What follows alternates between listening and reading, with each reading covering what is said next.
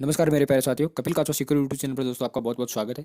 और दोस्तों आज इस यूट्यूब चैनल के माध्यम से हमारे पास जो स्टैटिक का जो टॉपिक है मोमेंट्स के अंदर दोस्तों हमारे पास जो टॉपिक रहेगा वो रहेगा शेपर्ड का संशोधन। शेपर्ड के संशोधन के बारे में बात करने वाले हैं। इसका प्रयोग कहाँ किया जाता है, क्यों किया जाता है, किस में संशोधन करने के लिए इसका प्रयोग किया जाता है, वो हम सारी डिटेल से देखने वाले हैं। तो चलिए आएगा। अखंडित जो श्रेणी है, अखंडित श्रेणी में केंद्रीय परिघातों को ज्ञात करते समय यह मान लेते हैं कि जो विभिन्न वर्गांतरों की जो आवर्तियां हैं वो उनके मध्य बिंदु पर केंद्रित होती है। किस पर केंद्रित होती है? मध्य बिंदु पर केंद्रित होती है। मध्य बिंदु पर केंद्रित होती है और मध्य बिंदु हम ज्ञात कर लेते हैं और मध्य बिंदु ज्ञात करके हम परिघातों की क्या कर लेते हैं? गणना कर लेते हैं। किसकी गणना कर लेते हैं? परिघातों की गणना कर लेते हैं। और परिघातों की गणना कर लिए फिर दोस्तों हमारे को क्या होता है कि हम जब इसकी गणना कर लेते हैं तो कुछ विभ्रम पैदा हो जाते हैं। कुछ विभ्रम पैदा हो जाते हैं।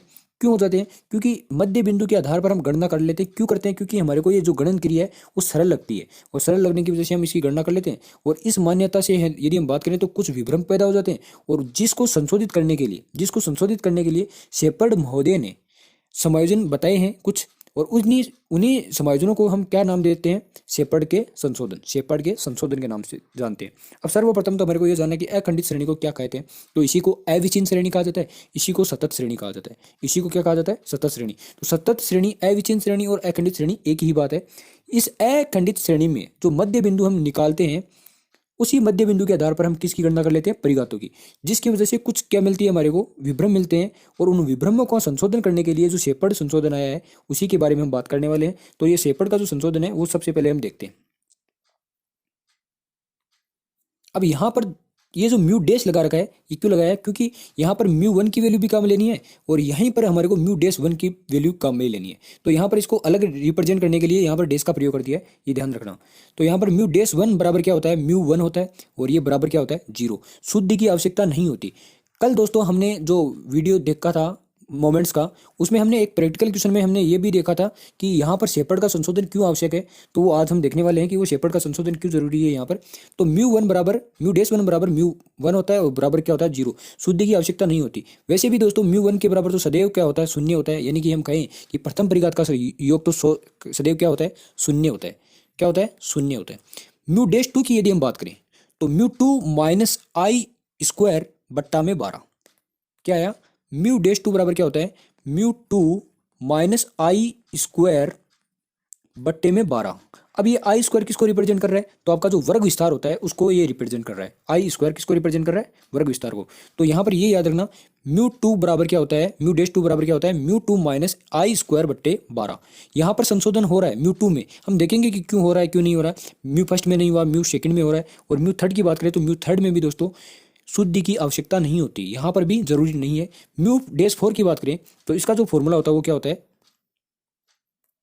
म्यू डैश फोर बराबर क्या होता है? म्यू टू बट्टे में 2 गुणा आई स्क्वायर प्लस में 7/240 गुणा आई की घात 4। 7/240 को हम यदि शॉर्ट में लिखना चाहिए तो इसको 0.29 भी लिख सकते हैं, 0.029 लिख सकते हैं, 0.029। ये अप्रोक्सीमेट है।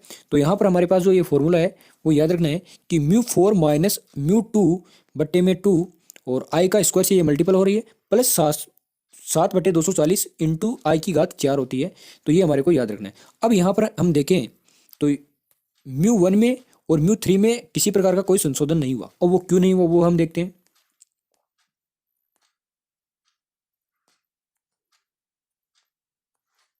तो यहाँ पर दोस्तों हम बात करें तो म्यू शब्द असंशोधित यानी जिनमें संशोधन नहीं हुआ है उसके लिए तो म्यू का प्रयोग किया गया है। और जो म्यू डैश है वो संशोधन जहां पर किया है उनके लिए म्यू डैश का प्रयोग किया है, ये हमारे को पता है।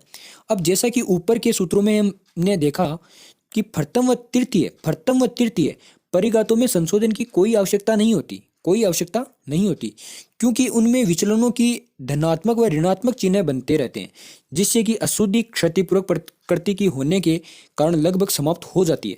परंतु यदि हम द्वितीय और चतुर्थ परिघात की बात करें तो विचलनों के वर्ग और चतुर्थ घात हो जाने के कारण सभी ऋणात्मक संख्याएं धनात्मक हो जाती है, जिससे कि अशुद्धि की प्रकृति संचयी हो जाती है। अतः इनमें संशोधन करने की आवश्यकता पड़ती है। अब इसको हम समझते हैं, छोटे से नॉर्मल तरीके से समझने की कोशिश करें तो जैसे ये म्यू वन है, ये म्यू टू है, ये म्यू थ्री है और ये म्यू फोर है। जब हम प्रैक्टिकल क्वेश्चन कर रहे थे तो यहाँ पर जो हमारे को नॉर्मली हम देखें तो जैसे -5 +4 -3 और प्लस के 2, इस प्रकार से वैल्यू आ रही थी। किसमें? हम किसकी गणना कर रहे थे? एफ डी एक्स की। किसकी गणना कर रहे थे? एफ डी एक्स की जब हम गणना कर रहे थे तो एफ डी एक्स की बात करो या डी एक्स की बात करो, एफ डी एक्स 1 की बात करें। अब यहाँ पर अब एफ डी एक्स 2 की बात करें, एफ डी एक्स स्क्वायर, एक है आपके पास एफ डी क्यूब और एक है आपके पास एफ डी एक्स 4। ठीक है, तो यहाँ पर हमारे को देखना क्या है, इसका अब स्क्वायर करेंगे दोस्तों तो यहाँ पर कितना आएगा 25, इसका कितना आ रहा है 16, इसका कितना आ रहा है 9 और इसका कितना आ रहा है 4। तो यहाँ पर जो सारी मदें हैं वो प्लस में हो रही है, यानी कि धनात्मक हो रही है। इसकी भी धनात्मक, इसकी भी धनात्मक, इसकी भी धनात्मक, इसकी भी धनात्मक। किसमें? द्वितीय परिघात में, द्वितीय परिघात में। लेकिन प्रथम परिघात में देखो माइनस में भी है, प्लस में भी है, माइनस में भी है, प्लस में भी है। अब यदि इसका क्यूब करेंगे तो 5 का क्यूब कितना होता है 125 होता है, लेकिन ये भी किस में रहेगा? माइनस में रहेगा। 4 का क्यूब कितना होता है 64 होता है, ये प्लस में रहेगा। 3 का क्यूब 27 होता है जो कि माइनस में रहेगा, और 2 का क्यूब 8 होता है, ये भी आपके पास प्लस में रहेगा। देखो एफ यानी कि जो आपके पास है क्या बात, यानी कि जो आपके पास जो तृतीय परिघात है उसमें भी दोस्तों आपके पास माइनस और प्लस यानी कि धनात्मक भी रहती है, ऋणात्मक भी रहती है। लेकिन यदि हम इसमें भी बात करें यानी कि चतुर्थ परिघात में भी बात करें तो यहाँ पर भी हमारे पास क्या रहेगी? प्लस में ही रहेगी, सारी वैल्यू प्लस में ही रहेगी। इसीलिए दोस्तों यहाँ पर यानी कि द्वितीय परिघात और चतुर्थ परिघात की यदि हम बात करें तो यहाँ पर सारी वैल्यू क्या रहती है? धनात्मक रहती है। लेकिन यहाँ पर धनात्मक भी रहती है और ऋणात्मक भी रहती है। किसमें? जो आपके पास है प्रथम परिघात और जो सेकंड जो परिघात है वहां पर धनात्मक और ऋणात्मक रहती है। इसलिए यहां पर संशोधन करने की कोई आवश्यकता नहीं है, लेकिन इन दोनों में धनात्मक रहने की वजह से यहां पर संशोधन की आवश्यकता है। ये आपकी बात क्लियर हुई होगी। एक बार मैं फिर से बता देता हूं, प्रथम और तृतीय परिघात में संशोधन की कोई आवश्यकता नहीं होती। क्यों नहीं होती? क्योंकि इसमें धनात्मक और ऋणात्मक है चिन्ह बनते हैं और उसकी वजह से जो अशुद्धि है ना वो क्षतिपूरक प्रकृति की होने की वजह से कारण लगभग लगभग क्या हो जाती है? समाप्त हो जाती है। लेकिन जो द्वितीय और चतुर्थ जो परिघात हैं उनमें विचलनों के वर्ग करते हैं, यानी कि सेकंड का तो क्या हो जाएगा वर्ग, और चतुर्थ यानी कि जो चतुर्थ परिघात है उसकी घात कितनी हो जाएगी? 4। और हो जाने की वजह से सारी की जो मदें हैं वो सभी ऋणात्मक संख्याएं क्या हो जाती है? धनात्मक हो जाती है, जिससे अशुद्धि की प्रकृति संचय हो जाती है। अतः इनमें संशोधन करने की आवश्यकता पड़ती है। आपके ये समझ में आई होगी संशोधन की आवश्यकता क्यों पड़ती है यहाँ पर। अब हम बात करें कि शेपर्ड के संशोधन की शर्तें क्या है। तो शर्त यदि लागू होगी तभी इसमें संशोधन होगा। तो पहली शर्त क्या है? जब आवर्ती वितरण अखंडित श्रेणी के रूप में हो। अखंडित का मतलब हुआ इसे हम सतत भी कहें या इसे अविच्छिन्न श्रेणी भी कह सकते हैं। यानी वो श्रेणी कैसी होनी चाहिए? अखंडित श्रेणी होनी चाहिए। जब आवर्तियों का योग 1000 या उससे क्या हो? अधिक हो। जब आवर्तियों का योग 1000 या उससे क्या हो? अधिक हो। जब आवर्ती वितरण सममित एवं असममित हो। जब आवर्ती कैसी हो? सममित एवं असममित हो। यह जे या यू आकार के अत्यधिक विषम वितरण पर लागू नहीं होता।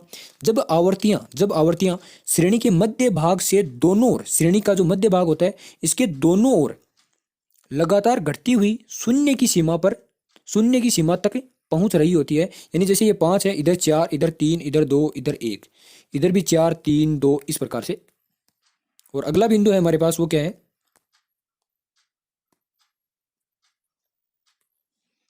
जब वर्गांतर समान हो यानी कि 0 से 10, 10 से 20, 20 से 30 इस प्रकार से समान हो। जब वर्गांतर समान हो और वर्ग विस्तार न्यूनतम व अधिकतम मूल्यों, वर्ग विस्तार जो आपका न्यूनतम होता है और जो अधिकतम होता है उनके मूल्यों का जो अंतर होता है वो लगभग 1/12 से क्या होना चाहिए? कम हो। लगभग किससे? न्यूनतम व अधिकतम मूल्यों से के अंतर का, न्यूनतम व अधिकतम का जो अंतर होगा वो लगभग 1/12 से क्या होना चाहिए? कम होना चाहिए। अब हम बात करें तो उपयुक्त जो परिस्थितियां हैं वो शेपर्ड के संशोधन को करना चाहिए। यानी कि ये परिस्थितियां हैं तो शेपर्ड का संशोधन करना चाहिए। परंतु इसमें भी क्या कर रखा है कि जो आपके जो प्रोफेसर एवी वाग हैं उन्होंने अपने कुछ अलग विचार प्रकट किए हैं। क्या कहा उन्होंने? उनका कहना है कि संशोधन में बहुत कम प्रभाव पड़ता है, इसलिए यदि अनुमानित इन तथ्यों से निष्कर्ष निकाला जा रहा है, अनुमानित जो तथ्य हैं उससे यदि निष्कर्ष निकाला जा रहा है तो संशोधन करना सांख्यिकी द्वारा मूर्खता प्रकट करना है। परंतु उपयुक्त परिस्थितियों में अखंडित श्रेणी में उचित निष्कर्ष निकालने हेतु जो समूहन विभ्रम को शेपर्ड के संशोधन द्वारा दूर करना आवश्यक होता है। समूहन विभ्रम यानी ग्रुपिंग एरर के शेपर्ड के संशोधन के द्वारा दूर करना आवश्यक है। तो यहाँ पर हमारे ये समझ में आएगा कि शेपर्ड संशोधन हम क्यों करते हैं, किस लिए किया जाता है और क्या कारण होने पर हम कर सकते हैं। एक एग्जाम्पल के माध्यम से भी इसको समझने की हम कोशिश करते हैं कि निम्न ज्ञात केंद्रीय परिघातों में शेपर्ड संशोधन का प्रयोग कीजिए। वर्ग विस्तार कितना है? 10। यानी कि आई की जो वैल्यू है वो कितनी है? 10 है। आई की वैल्यू कितनी दे रखी है? 10। यहाँ पर म्यू वन बराबर क्या लिख रखा है, 0। म्यू वन बराबर तो दोस्तों सदैव क्या रहना है, शून्य रहना है। म्यू टू बराबर 40, म्यू थ्री बराबर शून्य, म्यू थ्री बराबर शून्य। अब ये भी याद रखना, जब म्यू वन जब म्यू वन और जो म्यू थ्री शून्य हो, जब म्यू वन और जो म्यू थ्री शून्य हो, तब भी एक कारण होता है, उसके बारे में हम पढ़ने वाले हैं। लेकिन एक बार नहीं, एक बार हमारे को बस इतना पता होना चाहिए कि म्यू वन बराबर 0 है, म्यू टू बराबर 40 है, और म्यू थ्री बराबर भी शून्य है, और म्यू फोर बराबर 25 स्वतंत्र 5, यानी कि ये आपको वैल्यू दे रखी है। अब इसके माध्यम से आपको गणना करनी है। अब वो गणना क्या है, म्यू वन और म्यू थ्री में संशोधन की आवश्यकता नहीं होती। म्यू वन व म्यू थ्री में संशोधन की आवश्यकता नहीं होती। कब शेपर्ड का जब संशोधन करते हैं तो उसमें सिर्फ म्यू टू और म्यू फोर में ही संशोधन की आवश्यकता पड़ती है, वो हमने डिटेल से देख लिया है। अब यदि हम बात करें तो म्यू डैश टू बराबर सूत्र क्या होता है, म्यू टू माइनस आई स्क्वायर बट्टा 12। तो म्यू टू कितना लिख रखा है, 40, माइनस में आई आपके पास 10 था, उसका स्क्वायर किया और 12 भाग में दिया। तो इसको यदि हम सॉल्यूशन करेंगे तो 40 माइनस 100 बट्टे में 12 होगा, और इसको यदि मल्टीपल कर रहे होंगे तो 12 चौको 48 होता है, यानी कि 480 माइनस 100 बट्टे में कितना आएगा, 12। यानी इसको सरल करेंगे तो 380 बट्टा 12 आएगा, और बार यानी 36 होता है, और फिर बच्चे कितने 20 शेष बचे, और 20 में भाग लगाएंगे 12 का, तो 12 एकम 12 होता है, और फिर से शेष कितना बचा आपके पास, 8 बचा। तो यहाँ पर 31.67 आ रहा है, 31.67 आ रहा है। तो यहाँ पर इसका आंसर क्या हुआ, म्यू डैश टू का आंसर क्या हुआ, 31.67। और म्यू डैश फोर की बात करें तो mu four minus mu two बट्टे में 2 गुणा आई स्क्वायर से गुणा करना है, प्लस में 7 बट्टे 240 गुणा आई स्क्वायर नहीं है, यहाँ पर आई की घात 4 है, आई की घात यहाँ पर कितनी होगी, 4 होगी। बराबर इसका यदि हम सॉल्यूशन करेंगे तो 25,775 माइनस 40 गुणा 100 बट्टे में 2 प्लस 7 गुणा 10 का स्क्वायर बट्टे में 240, यहाँ पर 4 होगा दोस्तों, 4 होगा। तो इस प्रकार से इसका सॉल्यूशन करेंगे तो हमारे पास जो आंसर आ रहा होगा वो कितना आ रहा है, 24,066.6, यानी कि ये जो आपके पास है वो करेक्ट होगा। करेक्टेड म्यू डैश टू 31.67 और करेक्टेड म्यू फोर 24,066.6। ये इस प्रकार से दोस्तों हमने क्या कर लिया, शेपर्ड का संशोधन कर लिया। ये एग्जाम पॉइंट ऑफ व्यू से इंपॉर्टेंट रहता है, ये एग्जाम्पल अच्छा एग्जाम्पल है। अब यदि दोस्तों हम शेपर्ड के संशोधन के बारे में एक बार नॉर्मली देखें तो क्या इसमें इंपॉर्टेंट रहा था, उसको एक बार जल्दी से एक बार देख लेते हैं कि एक तो इसकी आवश्यकता क्यों हुई। तो परिघातों में अशुद्धि मूल्य प्राप्त होने पर उनकी अशुद्धि को दूर करने के लिए कुछ सूत्रों का प्रतिपादन किया। म्यू वन में तो जरूरी नहीं है, म्यू टू में बात करें तो ये आपके पास फॉर्मूला है जो हमने देख लिया, म्यू थ्री में भी कोई आवश्यकता नहीं है, म्यू फोर का हमने फॉर्मूला देख लिया, ठीक है। ये हमारे पास है mu four minus 1/2 mu two गुणा आई का स्क्वायर प्लस 7/240 गुणा आई की घात 4 होता है, ठीक है। अब यहाँ पर हमने ये भी देखा कि क्यों नहीं होता, यानी कि म्यू फर्स्ट और म्यू थर्ड में क्यों नहीं होता। तो यहाँ पर हमारे को क्या ध्यान रखना है, यानी जो धनात्मक और जो ऋणात्मक के कारण यह अशुद्धि क्या हो जाती है, समाप्त हो जाती है, उस वजह से म्यू वन और म्यू थ्री में जरूरत नहीं होती। अब यहाँ से दो बिंदु हमारे को ये और देखने हैं कि संशोधन की आवश्यकता केवल म्यू टू और म्यू फोर में ही होती है, क्योंकि द्वितीय और चतुर्थ परिघातों में विचलनों का वर्ग तथा चतुर्थ घात सदैव क्या होती है, धनात्मक होने के कारण अशुद्धि संचय प्रकृति की हो जाती है, इस वजह से हम संशोधन करते हैं। अब साथियों यहाँ पर जो बिंदु है वो बहुत ही महत्वपूर्ण बिंदु है कि परिघातों से संबंधित जो महत्वपूर्ण बिंदु है उनके बारे में हम बात करने वाले हैं कि परिघात सांख्यिकी में अपना विशिष्ट स्थान रखते हैं। इनकी सहायता से केंद्रीय प्रवृत्ति, अपकिरण विषमता तथा आवर्ती बंटन के आकार आदि सभी महत्वपूर्ण बातों का पता चलता है। यही कारण है कि किसी भी आवर्ती बंटन का विश्लेषण करते समय प्रथम 4 परिघातों का परिकलन करना अच्छा माना जाता है। अब इसके बारे में कुछ बिंदु हैं जो आपको नोट भी करने हैं और हमारी एग्जाम पॉइंट ऑफ व्यू बहुत इंपॉर्टेंट है। ये 5 बिंदु हैं, पांचों बिंदु हमारे लिए बहुत इंपॉर्टेंट रहेंगे। प्रथम केंद्रीय परिघात सदैव शून्य होता है। प्रथम केंद्रीय परिघात सदैव शून्य होता है, यानी म्यू वन बराबर क्या होगा दोस्तों, सदैव शून्य होगा। मूल बिंदु शून्य से परिकलित प्रथम परिघात श्रेणी का समांतर माध्य होता है। यह भी याद रखना कि मूल बिंदु शून्य से परिकलित है। शून्य यदि आपका मूल बिंदु क्या हो, शून्य, तो प्रथम परिघात श्रेणी का जो समांतर माध्य होगा, यानी कि समांतर माध्य ही आपका क्या होगा, प्रथम घात के बराबर होगा। यानी म्यू वन जो होगा वो किसके बराबर होगा, आपका समांतर माध्य के बराबर होगा।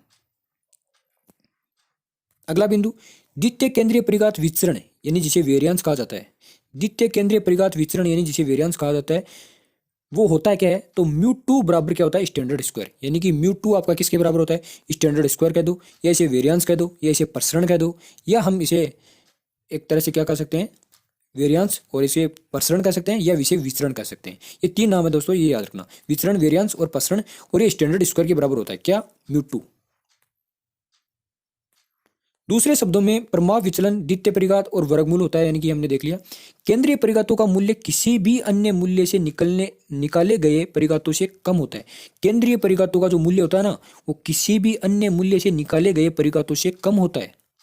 किसी भी अन्य मूल्य से यदि आप परिघात निकालते हो तो उससे सदैव क्या होगा, कम होगा।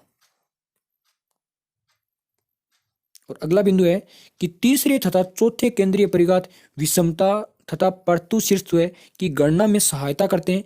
इनके आधार पर विभिन्न गुणकों की गणना की जा सकती है। यानी कि जो तृतीय और चतुर्थ केंद्रीय परिघात किसके बारे में मदद करते हैं, विषमता और आपके कुर्टोसिस की गणना में क्या करते हैं, हेल्प करते हैं। ये भी याद रखना है, तीसरा और चौथा। इस प्रकार से हमने जो शेपर्ड का जो संशोधन था वो हमने पूरा डिटेल से देख लिया है। अब हमारे पास अगला जो बिंदु रहेगा वो रहेगा परिघातों पर आधारित जो विषमता का जो माप है उसके बारे में दोस्तों हम अल्फा, बीटा और गामा के बारे में हम बात करने वाला है।